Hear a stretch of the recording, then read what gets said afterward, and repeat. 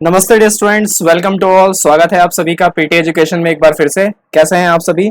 Press information bureau analysis का जो session है वो चालू है आप लोग सभी लोगों के लिए।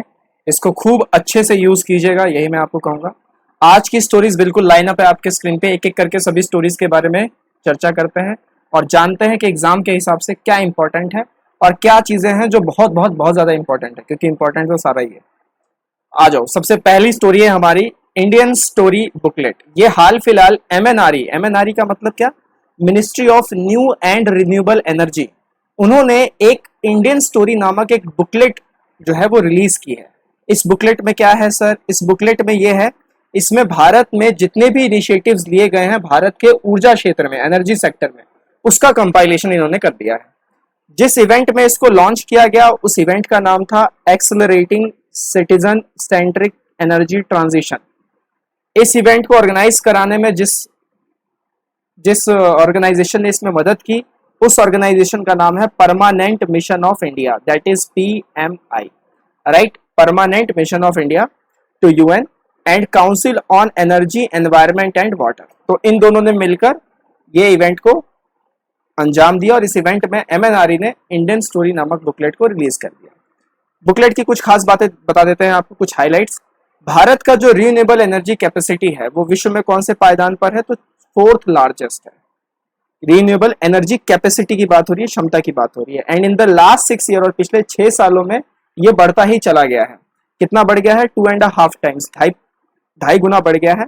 और 141 गीगावाट पे अभी हाल फिलहाल स्टैंड कर रहा है। इसमें हाइड्रो पावर को भी लिया गया है। रिन्यूएबल एनर्जी जो है वर्ल्ड, यानी जो टोटल भारत की कैपेसिटी है उसका 37% है। तो अपने आप में एक ये बहुत ही बड़ा मेजर स्टैंड लेके बैठा हुआ है। साथ ही साथ इंस्टॉल्ड सोलर एनर्जी कैपेसिटी की हम बात करें तो वो 15 टाइम्स जो है वो बढ़ा है and stands eight 41.09 gigawatt. Bharat की जो प्रायोरिटी है ना, 6 सालों में, 7 सालों में जो गवर्नेंस आई है, उसमें भारत ने एक क्षेत्र में बहुत अच्छा मतलब अपने आप को डेवलप किया है और वो क्षेत्र है ईज ऑफ डूइंग बिजनेस। ये इंडिया की हमेशा से टॉप प्रायोरिटी रही है और उसी को लेते हुए भारत ने एनर्जी सेक्टर में कुछ लिबरल फॉरेन पॉलिसी को जो है ना इम्प्लीमेंट किया, जैसे कि 100% FDI दे दिया ऑटोमेटिक रूट के थ्रू। तो ये सारी जो कुछ कुछ चीजें की गई, उससे ये एनर्जी सेक्टर बहुत ज्यादा मजबूत होता हुआ दिखाई दे रहा है और हम कोशिश करेंगे, हम चाहेंगे भी कि ये आगे बहुत अच्छे लेवल पे फ्लरिश हो। ये भारत के लिए बहुत अच्छी खबर रहेगी। CDP and SBT। CDP क्या है? CDP एक प्रोजेक्ट है, बेसिकली कार्बन डिस्क्लोजर प्रोजेक्ट, और SBT क्या है? Science based targets. तो ये अपने आप में इंडस्ट्रीज से रिलेटेड है कि इंडस्ट्रीज जो हैं, जैसे आपके बड़े बड़े जो कंपनीज हो गए, राइट, कॉर्पोरेट्स हो गए, MNCs हो गई, तो जो आपकी इंडस्ट्रीज हैं उसके कई सारे मेंबर ने वॉलंटरीली कहा कि हम जो रिन्यूएबल एनर्जी के जो गोल्स हैं उनका सम्मान करते हैं, उनको हम भी पूरा करना चाहेंगे और हम कमिट करते हैं अपने आप को कार्बन डिस्क्लोजर प्रोजेक्ट के तहत। वही सारी कार्बन एमिशन रिड्यूस वाली बातें एंड साइंस बेस्ड टारगेट्स। तो CDP क्या है कि ग्लोबल डिस्क्लोजर सिस्टम है जो कि कंपनी को बताता है, शहरों को, राज्यों को, कंपनी को और कुछ इलाकों को, कि किस तरीके से अपने एनवायरमेंटल इम्पैक्ट को आपको मेजर करना है और मैनेज करना है। क्योंकि अगर आप एक कंपनी चला रहे हैं और वहां पर अगर एनवायरमेंटल इम्पैक्ट अगर बिगड़ा तो फिर आपको बिजनेस लॉस भी होगा। तो कंपनी चलाते वक्त आपको इस चीज का ध्यान रखना भी होता है। जबकि जो SBT है, साइंस बेस्ड टारगेट्स है, उसका काम है कि आप किस तरीके से एटमॉस्फेयर के अंदर में, एनवायरनमेंट के अंदर में ग्रीन हाउस गैसेस को रिड्यूस कर सकते हैं। इसके लिए आप गोल्स तैयार कीजिए। ये आपकी CSR को भी दर्शाता है। CSR क्या है? CSR is corporate social responsibility. तो इस चीजों को भी जो है वो मैनेज करते हैं। अभी हाल फिलहाल में एक पॉलिसी आई, आपको मालूम ही है, ग्रीन टैरिफ पॉलिसी। इस पॉलिसी के तहत जो इलेक्ट्रिसिटी डिस्ट्रीब्यूशन कंपनीज है, डिस्कॉम्स, राइट, उनको बोला गया कि आप जो है वो क्लीन एनर्जी से आप इलेक्ट्रिसिटी पैदा कीजिए, फिर उसे ग्रिड में ट्रांसपोर्ट कीजिए, राइट, ग्रिड में फिर आप उसे भेजिए, फिर लोगों के घरों में जो बिजली जाएगी वो क्लीन एनर्जी पे जाएगी और चीपर रेट पे लोगों को अवेलेबल होगी, राइट। जो भी हम कन्वेंशनल फ्यूल का यूज करके जो हम बिजली दे रहे हैं लोगों को, तो वो थोड़ा सा एक्सपेंसिव रहता है। तो इस लेवल पे जो है ग्रीन टैरिफ पे जो है इसमें बात की गई है। Government is also pushing green hydrogen for fertilizers and refining industries. और आपको मालूम ही है कि बायोफ्यूल्स को लेके भी गवर्नमेंट बहुत इसको तेजी दिखा रही है। हमने बायोफ्यूल्स के ऊपर बहुत बार बात की है, बहुत बार, right. Ethanol project, E20 initiative, इन सब पे हम बात कर चुके हैं। तो इंडियन स्टोरी बुकलेट में ये कुछ हाईलाइट थे और कुछ मैंने आपके लिए बहुत ही बढ़िया चार्ट एक बना दिया है, स्क्रीनशॉट ले लेना या नोट बना लेना। कि जो भारत का एनर्जी सेक्टर है वो डिपेंड करता है इन तीन चार चीजों पे। एक तो इलेक्ट्रिफिकेशन, फिर renewable energy, energy efficiency, sustainable transport और ग्लोबल इनिशिएटिव्स कि किस तरीके से विश्व में दूसरे देश भी जो हैं वो आगे बढ़ रहे हैं। इलेक्ट्रिफिकेशन में अगर हम बात करें तो सौभाग्य योजना, प्रधानमंत्री सहज बिजली हर घर योजना, जिसमें एक रिलायबल और अफोर्डेबल इलेक्ट्रिसिटी देने की बात की गई है urban India and rural India दोनों में। साथ ही साथ national smart grid mission and smart meter national program, जिसमें पावर सेक्टर में जो है बहुत बड़े बड़े बिग बैग रिफॉर्म्स के तौर पे इसे काउंट किया जा रहा है, क्योंकि इसमें स्मार्ट सॉल्यूशंस भी हैं, स्मार्ट टेक्नोलॉजीज भी हैं। एक बात मैं आपको बता देता हूं कि आज से 10-15 साल पहले मैं जिस इलाके से आता हूं, आज से 10-15 साल पहले जब मैं उस इलाके में जाता था, यानी अपने गांव वगैरह में जब मैं जाता था, तो बिजली की इतनी किल्लत होती थी कि 2 घंटे के लिए सिर्फ बिजली आती थी और बाकी टाइम बिजली नहीं आती थी। तो 2 घंटे की बिजली से फायदा क्या होता था? 2 घंटे की बिजली से जो आपके जो मिल्स हैं, आटा चक्की है जिससे मतलब आटा वगैरह जो गेहूं वगैरह पीसे जाते हैं और लोगों के घर में फिर वो पहुंचता है, तो वो चलते थे, राइट। तब रेडियो वगैरह काफी हुआ करते थे, 10-15 साल पहले की बात मैं बता रहा हूँ।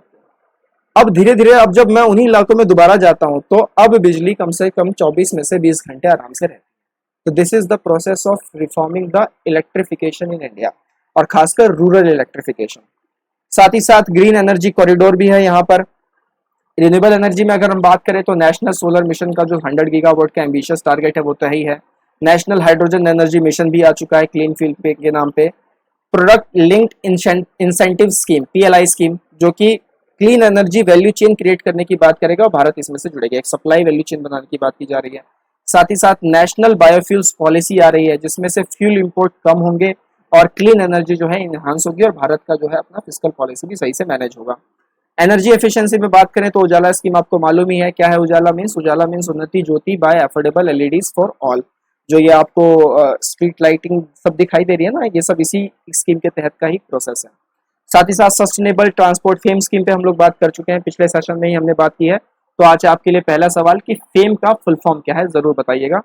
इंडियन रेलवे गोइंग ग्रीन, बोल दिया भाई इंडियन रेलवे ने कि नेट कार्बन जीरो एमिशन 2030 तक हम भैया हम कर देंगे।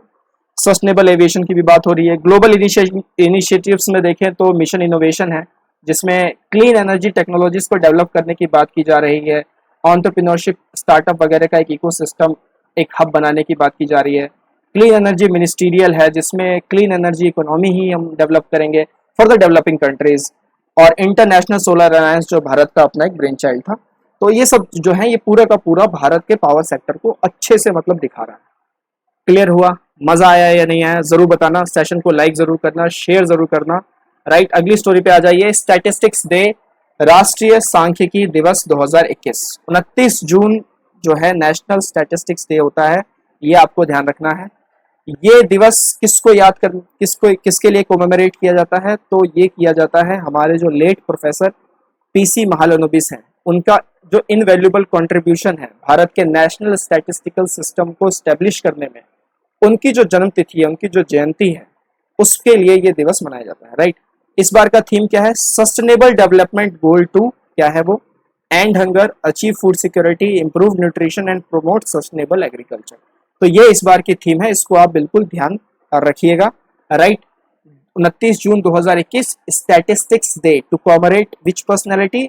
Late professor PC Mahalanobis. देखिए क्या था, आपको सारे आंकड़े मिलते हैं, आपको 1951 से लेके सारे आंकड़े वगैरह सब मिलते हैं। भारत जब आजाद हुआ तो सबसे बड़ी प्रॉब्लम यही थी कि जब सत्ता हम लोगों के हाथों में आई तो उसको चलाना भी था, मैनेज भी करना था। और उस वक्त मतलब ब्रिटिश ऑफिसर्स, मतलब जो आपका कहते हैं ना, जो आपके आईएएस ऑफिसर्स की लॉबी थी, उसमें भी उथल पुथल था।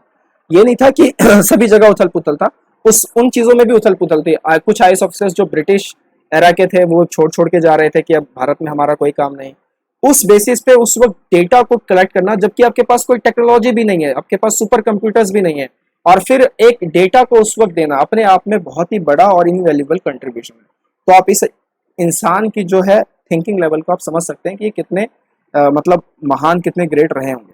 बैकग्राउंड में अगर हम देखें तो पहला जो विश्व का स्टैटिस्टिक्स डे था वो 20 अक्टूबर 2010 को सेलिब्रेट किया गया, जिसका थीम था सर्विस, प्रोफेशनलिज्म एंड इंटीग्रिटी। जो 3 जून 2015 में यूनाइटेड नेशन की जो जनरल असेंबली होती है, उन्होंने एक रेजोल्यूशन पारित किया 69/282, ये भी आप याद रखिएगा, एग्जाम वगैरह में आ सकता है। तो 3 जून 2015 को यूएनजीए ने एक रेजोल्यूशन ले लिया। उसमें उन्होंने बोला कि भाई 20 अक्टूबर 2015 को हम विश्व का दूसरा स्टैटिस्टिक्स डे मनाएंगे और अब से 20 अक्टूबर को ही हर 5-5 साल में जो है हम इस डे को कोमेमोरेट करेंगे। जो दूसरी बार जो बनाया गया उसका थीम था better data better lives, right. Data is the new oil as we know. NSC, NSC क्या है? National statistical commission. तो भारत में कुछ ऐसी कमीशन भी है, अपने आप में एक ऑटोनॉमस बॉडी है जो जून 2005 में रंगराजन कमीशन के रिकमेंडेशन के ऊपर बनाई गई। ये सब इंपॉर्टेंट है, ये बिल्कुल आपको याद रखना है। It is currently headed by professor Bimal के रॉय, जो कि अभी अपॉइंट किए गए हैं चेयरपर्सन ऑफ द कमीशन। 15 जुलाई 2019 को इनकी तैनाती की गई थी, 3 साल के लिए है, तो 2022 तक ये रहेंगे।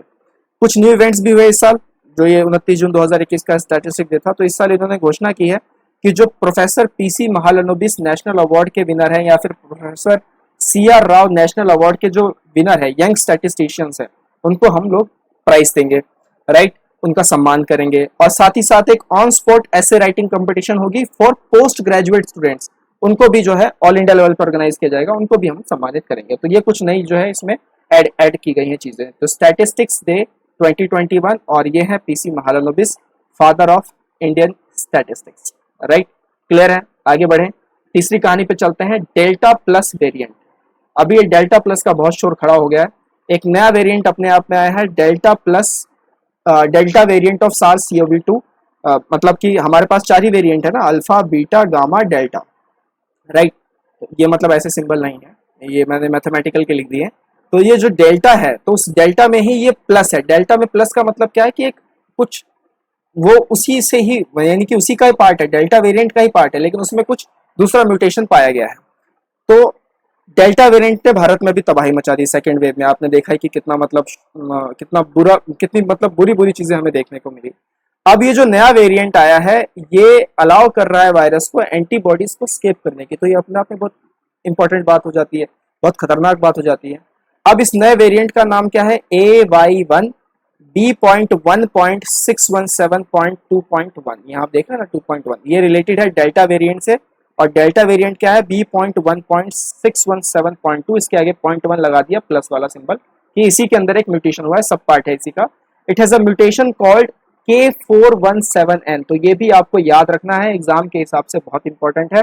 इसके म्यूटेशन को ये नाम दिया गया है K417N। पहली बार कहाँ मिला? साउथ अफ्रीका में आइडेंटिफाई किया गया।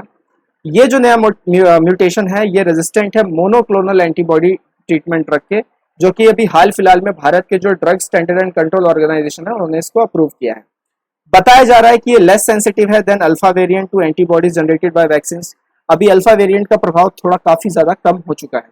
ओरिजिन में अगर हम बात करें तो WHO ने आइडेंटिफाई किए हैं 4 variants of concern and 4 variants of interest. तो मुझे फर्क बताइए कि वेरिएंट ऑफ कंसर्न और वेरिएंट्स ऑफ इंटरेस्ट, इसके बीच क्या डिफरेंस है, जरूर बताइएगा।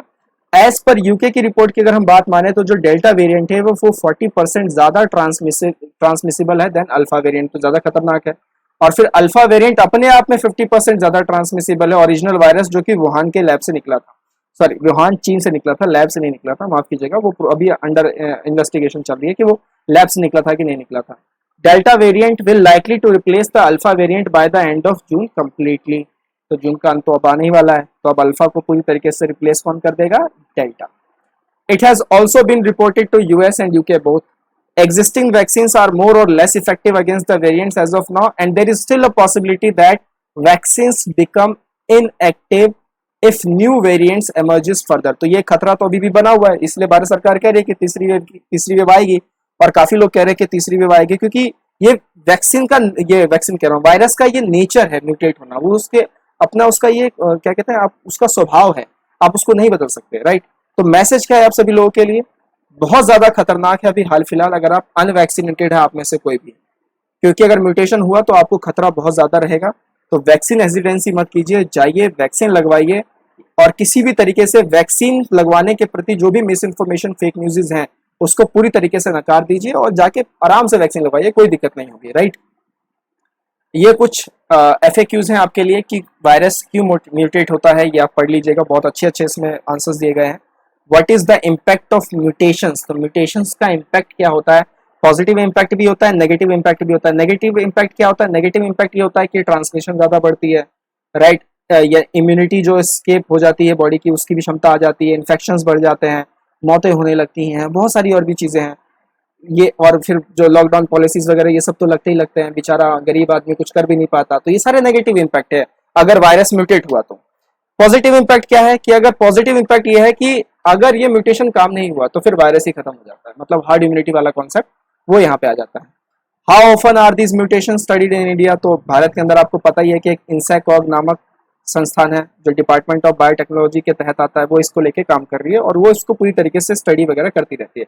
जिनके जो अभी अध्यक्ष थे इंसैकॉग के, उन्होंने हाल फिलहाल में अभी रिजाइन दिया था। क्या था उनका नाम, जरूर बताइएगा। उसके बाद यहाँ मैंने आपको डिफरेंस लिस्ट अप कर दिया है कि variants of interest and variants of concern के बीच में क्या डिफरेंस। तो ये पूरा पैटर्न है एकदम राइट कि किस किस तरीके से क्या क्या डिफाइन करते हैं। What does a common man to do protect him और her from the variants of concern. तो 4 वेरिएंट्स ऑफ कंसर्न है, अल्फा बीटा गामा डेल्टा। ये आप ध्यान रखिएगा, यहाँ पे लिखा हुआ है अल्फा बीटा गामा डेल्टा, और डेल्टा में ही एक और आ गया है डेल्टा प्लस, राइट। कप्पा क्या है जरूर बताइएगा। आप आज के लिए आपका दूसरा सवाल कि व्हाट इज कप्पा, कप्पा क्या है, राइट। चलिए अपनी अगली स्टोरी पे हम चलते हैं। इंटरनेशनल एमएसएमई डे, तो 27 जून इंटरनेशनल एमएसएमई डे के लिए समर्पित है। इसको रिकॉग्नाइज किसने किया? तो यूएनजीएन ने इसको रिकॉग्नाइज किया अप्रैल 2017 में, और मई 2017 में उन्होंने एक दूसरा प्रोग्राम लॉन्च किया जिसका नाम दिया उन्होंने enhancing national capacities for unleashing full potential of MSMEs. MSMEs देखिए बहुत ज्यादा इंपॉर्टेंट है क्योंकि हर कोई करोड़ों का बिजनेस नहीं बना सकता, समझ रहे हैं आप। 1000 करोड़, हर कोई अंबानी अडानी नहीं बन सकता, हर कोई बिग कॉर्पोरेट हाउस नहीं बन सकता। लेकिन कोई अगर व्यापारी है, कोई अगर व्यापार करना चाह रहा है, अपना छोटा सा व्यापार करना चाह रहा है, तो वो एमएसएमई जरूर बन सकता है। और भारत की खास बात यह कि भारत में एमएसएमई बहुत ज्यादा है, भारत की जान आप कह सकते हैं कि एमएसएमई है, राइट। तो उसको देखते हुए ये जो मतलब एमएसएमई सेक्टर है, इस पे बहुत ज्यादा काम करने की जरूरत है क्योंकि अब हो ये गया है कि लॉकडाउन पॉलिसी और क्योंकि लोगों के अंदर भी वो सेंटिमेंट नहीं है कि खर्चा करें, इन्फ्लेशन को मतलब यानी कि स्पेंडिंग जो पावर है उसको वो ला सके। तो एमएसएमई में ये हो गया है कि इसके कारण 1/3 यानी 1/3, 3 में से 1 एमएसएमई पे ताले लगने के कगार पे ये सारी चीजें आ चुकी हैं। एमएसएमई भारत में क्या कंट्रीब्यूट करता है? 30% ऑफ जीडीपी कंट्रीब्यूट करता है, साथ ही साथ एम्प्लॉयमेंट भी सबसे ज्यादा लोगों को देता है। अब जैसे मैं आपको एक एग्जांपल दे दूं कि मेरे यहाँ पे कुछ मतलब मेडिकल स्टोर्स में काम करने वाले लड़के थे, तो उनसे बातचीत होती रहती थी, हम जाते थे कुछ कुछ अपना सामान लिया, तो वो सबके सब वो लड़के दिखाई नहीं देते। तो जो ऑनर है, मैंने उनसे पूछा भी, मैंने कहा कहाँ गए वो बाकी के लड़के, तो उन्होंने कहा कि ले ऑफ कर दिए सर, 4-5 हज़ार पे काम कर रहे थे, अब मतलब नहीं अफोर्ड कर सकता, ज्यादा इतनी तो बिक्री भी नहीं हो पा रही है। मेडिकल स्टोर्स की हालत बता रहा हूँ आपको, जो कि मतलब काफी ज्यादा कंसर्न पे थे, जो बंद भी नहीं हुए, उनकी ये हालत है। तो एमएसएमई 30% ऑफ जीडीपी का कंट्रीब्यूशन करता है, साथ ही साथ एक अपने आप में इंपॉर्टेंट रोल प्ले करता है इन एम्प्लॉयमेंट जनरेशन, और 110 मिलियन पीपल को आसपास मोटा मोटी एम्प्लॉय किया हुआ है एमएसएमई ने। और भारत में अगर नौकरियां बढ़ानी है तो क्या करना पड़ेगा, आप बताइए। भारत में अब यही है ना कि बेरोजगारी की दर बढ़ती अगर जा रही है, तो अगर सभी को रोजगार देना है तो क्या करना पड़ेगा? एमएसएमई पे ध्यान देना पड़ेगा। जो आपका अपैरल सेक्टर है उसमें ज्यादा लोगों को करना पड़ेगा क्योंकि आपके पास स्किल्ड वर्कफोर्स बहुत कम है, राइट। इस बात को भी आपको मानना पड़ेगा कि आपके पास स्किल्ड वर्कफोर्स जो है वो बहुत कम है। एमएसएमई का प्रभाव सिर्फ अर्बन इंडिया पे नहीं, रूरल इंडिया पे भी है, और बहुत सारे इनिशिएटिव सरकार ने लिए हैं इसके बूस्टअप के लिए, इसकी ग्रोथ के लिए। कुछ इनिशिएटिव मैंने आपके लिए नीचे लिख दिए। इस बार का थीम आप याद रखिएगा, इस बार का जो इंटरनेशनल एमएसएमई डे का जो थीम था वो था की to inclusive and sustainable recovery. इस थीम को आपको याद रखना है, एग्जाम में आएगा ही आएगा। कुछ इनिशिएटिव जैसे Pradhan Mantri employment generation programme, credit linked subsidy scheme है for setting up of new micro enterprises and generate employment opportunities in the country, right. SFURTI है ये scheme of fund for regeneration of traditional industries. तो artisans और जो traditional industries है उनको organise करना सही तरीके से, उनको प्रॉपर फाइनेंशियल सपोर्ट देना ताकि वो अच्छे से काम कर सके। फिर आपका ये Aspire scheme, scheme for promoting innovation rural industry and entrepreneurship, interest subvention scheme for MSMEs. तो इसको आप आराम से जो है वीडियो को पॉज करके पढ़ लीजिएगा, सारे इनिशिएटिव्स मैंने यहाँ पे लिस्ट अप कर दिए। थोड़े बहुत जो बच गए होंगे उन्हें आने वाले सेशन में हम बात कर लेंगे क्योंकि एमएसएमई अपने आप में बहुत बड़ा टॉपिक है। और ये कुछ इनकी जो क्लासिफिकेशन है, इनकी जो डेफिनेशन है उसमें कुछ चेंजेस की गई थी। तो ये पुराना वाला वर्जन है जिसमें मैन्युफैक्चरिंग अलग था, सर्विसेज अलग था, इनको क्लब करके ये अब न्यू वर्जन कर दिया गया है। और ये जो है उनकी पूरी मतलब अलॉटमेंट, इन्वेस्टमेंट क्या होना चाहिए, एनुअल टर्नओवर क्या होना चाहिए, उसका पूरा लेखा जोखा ये रहा, राइट। तो आई होप आप इसको आराम से देख लेंगे। तो इंटरनेशनल एमएसएमई डे क्लियर है, कौन सा डे है, 27 जून, राइट। अगली स्टोरी पे चलते हैं। तो फेमस पर्सनैलिटी में अगर हम बात करें तो बंकिम चंद्र चट्टोपाध्याय, हाल फिलहाल प्रधानमंत्री जी ने इनको ट्रिब्यूट दिया। इनकी बर्थ एनिवर्सरी जो कि 27 जून को होती है। 27 जून 1838 को इनका जन्म हुआ कांतापुरा विलेज, वेस्ट बंगाल में। अपने आप में ग्रेटेस्ट पोइट्स और नॉवेलिस्ट थे भारत के। वंदे मातरम जो गाना है ना, राष्ट्रीय गीत, वो इन्होंने ही लिखा हुआ है, राइट। इन्हीं के मतलब इन्होंने ही इसको कंपोज भी किया हुआ है। उनका कॉन्ट्रीब्यूशन क्या था, उन्होंने आनंद मठ नामक एक नोवेल लिखा था जो कि बेस था सन्यासी रिबेलियन, यानी सन्यासियों का जो विद्रोह हुआ था ना, उस पे बेस था। बाद में नेशनल सॉन्ग वंदे मातरम यहीं से निकला, आनंद मठ से। ये सवाल बहुत बार आ चुका है एग्जाम वगैरह में। उन्होंने एक मैगजीन भी, मंथली मैगजीन भी स्टार्ट की जिसका नाम था बंगा दर्शन। 1872 में उन्होंने इसको मतलब इसकी स्थापना की थी। which plays a major role in creating a voice of dissent and protest in the Bengal partition 1905। तो उस वक्त वाकई में वॉइसेस जो हैं क्रिएट की जा रही थी, डिसेंट की एंड प्रोटेस्ट की, राइट। इनकी कुछ फेमस नोवेल है जैसे कि कल्पकुंडला 1866, देवी चौधरानी, विष वृक्ष यानी poison tree, Chandrashekhar, Rajmohan wife जो कि इनकी पहली मतलब इंग्लिश नोवेल फिक्शन थी, एंड कृष्णा कांतरविल। इनकी पहली बंगाली फिक्शन, उसका नाम था दुर्गेश नंदिनी, ये 1865 में आई थी। इनका जो निधन हुआ वो 8 अप्रैल 1894 को हुआ।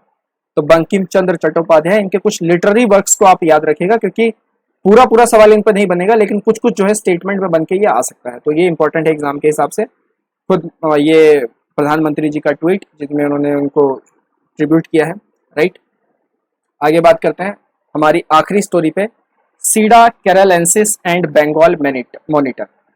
सीडा कैरोलेंसिस क्या है? सीडा कैरोलेंसिस तो ये एक नई प्लांट स्पीसीज है, नई पौधे की प्रजाति है जो कि तिरुवनंतपुरम केरला के वेस्ट लैंड से पाई गई है। It belongs to the genus Sida and family Malvaceae. The genus Sida has around 250 species. और कौन सा रीजन होता है इनका? ट्रॉपिकल और सब ट्रॉपिकल रीजन में रहते हैं। तो पूरे वर्ल्ड में इनके 250 प्रजातियां हैं, भारत में सिर्फ 22 पाई जाती है। ये एक इरेक्ट ब्रांच है, सबब है, जो कि 40 से 80 सेंटीमीटर ऊपर उगता है। इसके जो तने हैं वो ग्रीनिश है, आप देख सकते हैं, this is greenish. Brownish black seeds हैं इसके अंदर, राइट, ब्राउनिश ब्लैक सीड्स। और फिर आपके पास 2 millimetre long brownish black seeds with yellow flowers. तो इसमें पीले फूल भी आते हैं, राइट। तो अच्छा लग रहा है कि नहीं लग रहा? बंगाल मॉनिटर की बात करें तो बंगाल मॉनिटर को कॉमन इंडियन मॉनिटर भी कहा जाता है। कुल 4 टाइप के होते हैं मतलब बंगाल मॉनिटर की अगर हम बात करें। साइंटिफिक नेम है वेरानस बंगाल एनेसिस। ये अपने आप में एक प्रकार की छिपकली है, राइट। नैनो टेक्नोलॉजी याद आ रहा है। It is a kind of a lizard that is mainly terrestrial. The monitors are carnivorous and non-poisonous, but now they are being killed regularly for meat, oil, and blood. They have been protected under Schedule 1 of Wildlife Protection Act 1972, और इनको जो list up किया गया है, least concern में इनको list up किया गया है IUCN के रेड लिस्ट में। तो ये आपको मैं दिखा देता हूँ। ये 4 मॉनिटर्स ऑफ इंडिया है: Bengal monitor lizard, water monitor lizard, yellow monitor lizard और डेजर्ट मॉनिटर लिजर्ड। तो इस तरीके के 4 मॉनिटर्स हैं भारत के, जिसमें से बंगाल मॉनिटर की हमने अभी हाल फिलहाल बात की है। थोड़ा खतरा बन गया है इनको, इस वजह से न्यूज़ में ही आया है, राइट। तो एक बार फिर से जो है आपको सारी न्यूज़ दिखा दी जाए, फिर MCQs प्रैक्टिस करेंगे बढ़िया से। मज़ा आ रहा है कि नहीं आ रहा ज़रूर बताइएगा कमेंट थ्रेड में। सबसे पहली थी हमारी इंडियन स्टोरी बुकलेट, दूसरी स्टैटिस्टिक्स डे 2021, तीसरी डेल्टा प्लस वेरिएंट और उससे रिलेटेड कुछ FAQs, फिर इंटरनेशनल MSME डे, उसके बाद बंकिम चंद्र चट्टोपाध्याय इन इम्पोर्टेंट और famous personality, and finally we have Sida carolinensis and Bengal monitor, right. चलते हैं हम अपने MCQs के ऊपर। पिछले सेशन में जो हमने सवाल लिया था, पासएक्स एक्सरसाइज, भारत और USA के बीच में होता है पासएक्स एक्सरसाइज, राइट। दूसरा सवाल हमने क्या लिया था कि भारत में वो कौन सा स्टेट पहला स्टेट बन गया जो रेबीज फ्री हो चुका है, और वो स्टेट है गोवा। तीसरा, ब्रिक्स हाइड्रोजन समिट को लेकर हमने एक सवाल आपसे पूछा था, इसका ऑप्शन है ऑप्शन ए। क्लियर है? आज के 3 सवाल आपके लिए रेडी कर दिए गए हैं कि भारत G20 समिट कौन से साल में होस्ट करेगा? 2024, 21, 22, 23, किस ईयर में करेगा जरूर बताइएगा। दूसरा, किस कंट्री ने विश्व का पहला 6G एक्सपेरिमेंट सैटेलाइट लॉन्च कर दिया है? 4 ऑप्शन है आपके पास, US, इंडिया, रशिया, चाइना। क्या हो सकता है जरूर बताइए। एलिमिनेशन रखिए, खुद को अलर्ट रखिए, सवाल को सॉल्व करते वक्त सही से आंसर दीजिए और पार्टिसिपेशन भरपूर करो यार। पार्टिसिपेशन नहीं करते हो आप लोग, करके दिखाएंगे कि स्पिरिट क्या रहेगी फिर। पीटी एजुकेशन पे के चैनल को अगर आप देख रहे हैं तो वो स्पिरिट आप में होनी चाहिए ना कि यस सर करके दिखाएंगे, तो पार्टिसिपेशन अच्छा रखो यार। तीसरा कि हेमिस फेस्टिवल जून 2021 को सेलिब्रेट हुआ था, कहाँ पे हुआ था? लद्दाख, जम्मू कश्मीर, नागालैंड, मिजोरम, कहाँ पे हुआ था जरूर बताइएगा। 3 सवाल आपके लिए लिस्ट अप कर दिए हैं मैंने। इकोनॉमिक रैकर का शानदार कोर्स 8 जुलाई से कमेंस होने जा रहा है, आइए खुद को एनरोल कीजिए। Learn and be confident with economy like a boss. PT के सब्सक्रिप्शन कोर्सेज भी ऑन है, CA booster premium and power of 10, पूरा मजा लीजिए इसका। टीम लगातार आपके लिए मेहनत कर रही है, हम इसी तरीके से मेहनत करते रहेंगे, आप ही के लिए सेशन बनाते रहेंगे, लाते रहेंगे। टिल देन टेक केयर, नमस्ते, जय हिंद।